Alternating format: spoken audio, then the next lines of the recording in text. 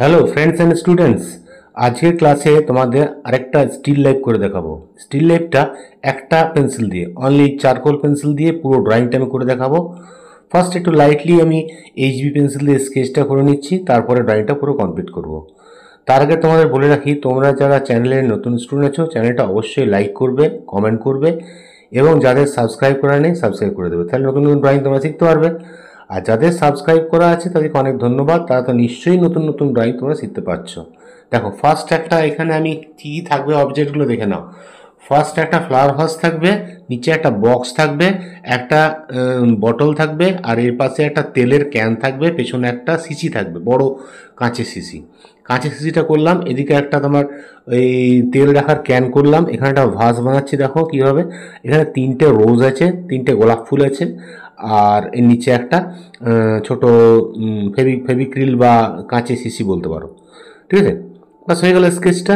এবারে কীভাবে শ্যাডোটা স্টার্ট করছি দেখো। আমি এটা সফট চারকোল পেন্সিল, এটা বড় আর একটা ছোট আছে, ছোটোটা আমি এর মধ্যে লাগিয়ে দিচ্ছি, এক্সটেনশনার পাওয়া যায় এরকম, এর মধ্যে লাগিয়ে দিলাম। তাহলে এটাকে আমি ধরা অসুবিধা নেই, এটা দিয়ে আগে শেষ করে নিচ্ছি। ঠিক আছে, খুব লাইটভাবে আগে স্কেচটা করে নিচ্ছিলাম। এবার এটাকে বর্ডার করে নাও, বর্ডার করে লেফট সাইডে আমাদের একটু অন্ধকার রাখতে হবে, রাইট সাইডটা লাইট রাখতে হবে, সেইভাবে আমরা সেটটা করছি।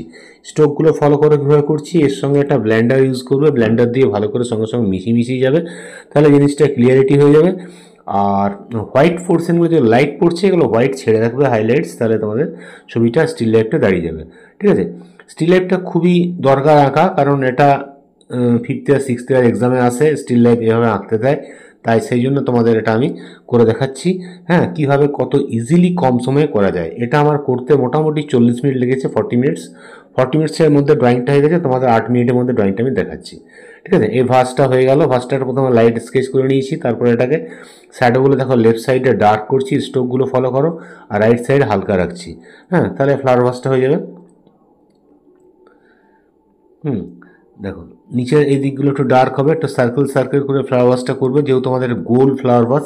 এটা ব্লেন্ডারটা একটু স্ল্যান্টিং করে মিশিয়ে দিচ্ছি, যাতে লাইনটা স্ট্রোকটা একটু অফ হয়ে যায়। আর এই সাইডে হচ্ছে আমি কাঁচের শিশিটা, বড় বোতল, এটাও সেন্টার করে দুদিকে ঠিক ইকুয়াল করে টেনেছি যতটা সম্ভব।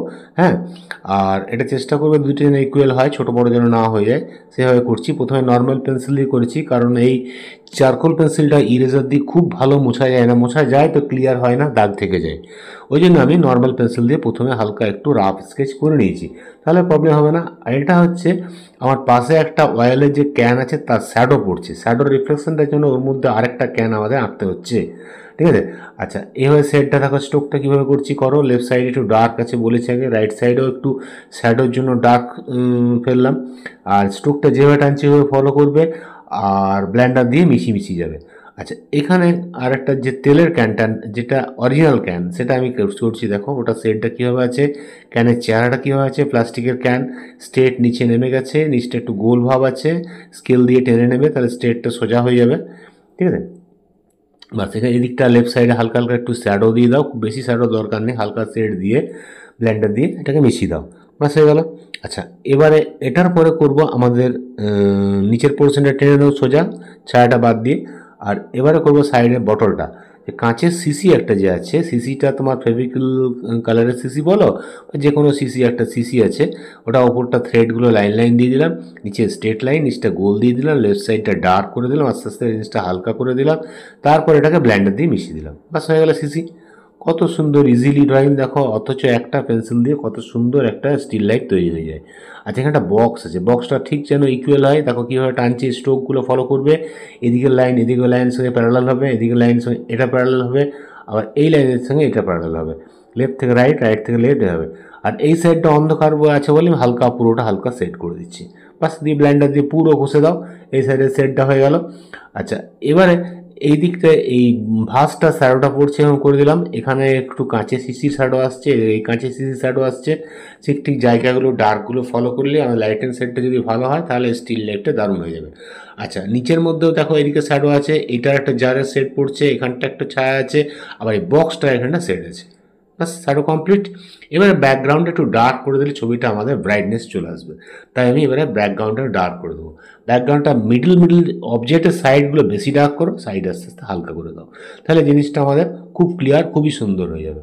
হ্যাঁ, অবজেক্টের সাইডগুলো বেশি ডার্ক করো, কারণ আমরা একটু একটু সাইডে অবজেক্টে হোয়াইট ছেড়ে রেখেছি, অটোমেটিক এটা দেখতে ভালো লাগবে। ঠিক আছে, সাইডগুলো আমি দেখো ডার্ক করে দিচ্ছি পুরো ম্যাক্সিমাম ডার্ক। এই চারকোল পেন্সিল খুবই ডার্ক হয়, ডার্ক করে দেবে এবং ব্লেন্ডার দিয়ে মিশিয়ে দেবে।